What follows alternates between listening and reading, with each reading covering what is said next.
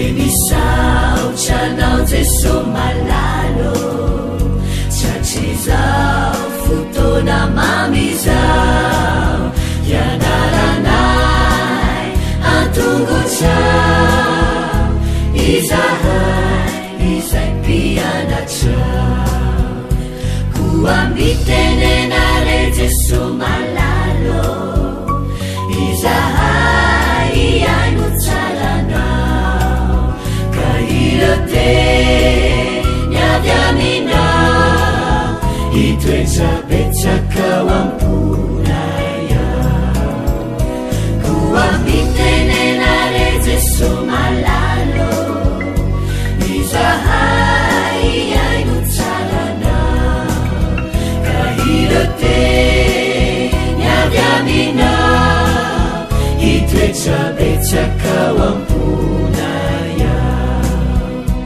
irote niavy aminao itoetrabetsakao amponaya.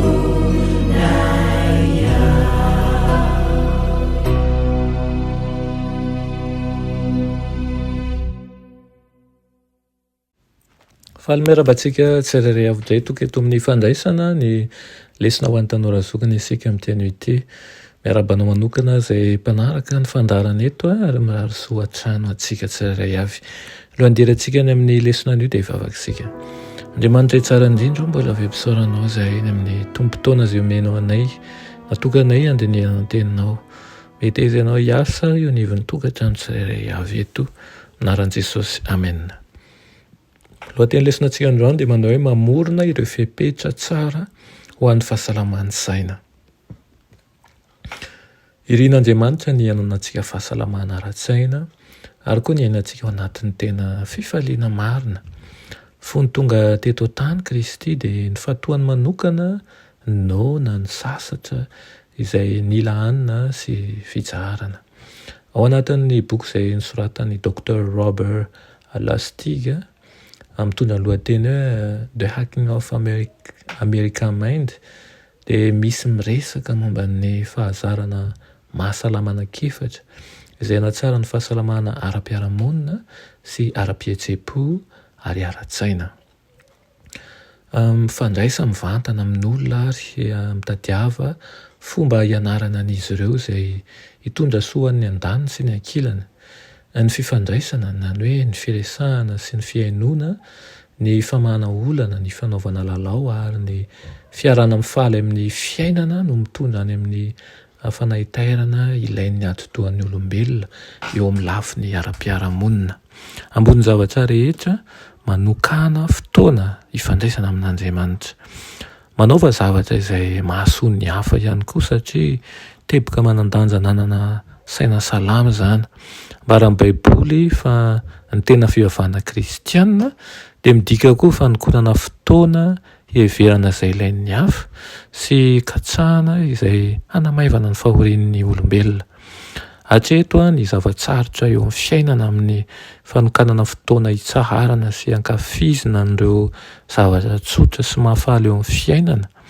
Mampilamina manko ireo hetsikainan'ny atodoha, ny fampiasam-batana sy ny fandehanana eo anivon'ny natiora ary ihany koa ny fahampian'ny torimaso.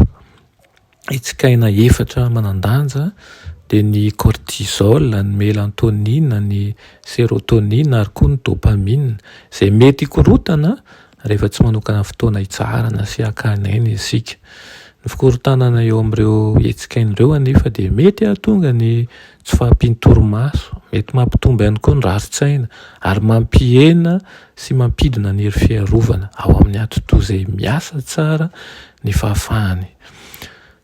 Miara mahandro misakafo, miaraka amin'ny olona maromaro ihany koa ho fanampin'izany dia ampiasao ny sakafo mahasoa indrindra mba ahasalama tsara ny vatana sy ahasalama tsara ny saina.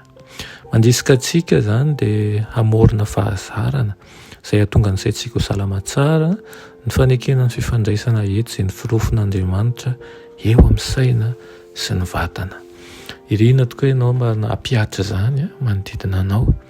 Dia ny tompo isika mba hanana saina salama ahafahantsika matakatra ny tian'Andriamanitra ambara, ary ihany koa ahafahantsika miala amin'ny rarin-tsaina sy manana fiadanan-tsaina kokoa. Amen. Vavakitsika ary Andriamanitra tsara indrindra mbola misaotra anao izay ny amin'izany toromarika ara-pahasalamana izany. Gataka aminao izay mba hoitan'ny fanahinao masina trany ampiatra azy ireny, atoky ihany koa fa tsy hanao ambany zavatra ny fikolokoloana ny saina, satria fantatray fa avy ao no andraisanay fanapahan-kevitra rehetra. Miasa amin'ny mpanomponao tsirairay avy eto ianao, amin'ny anaran'i Jesosy. Amen.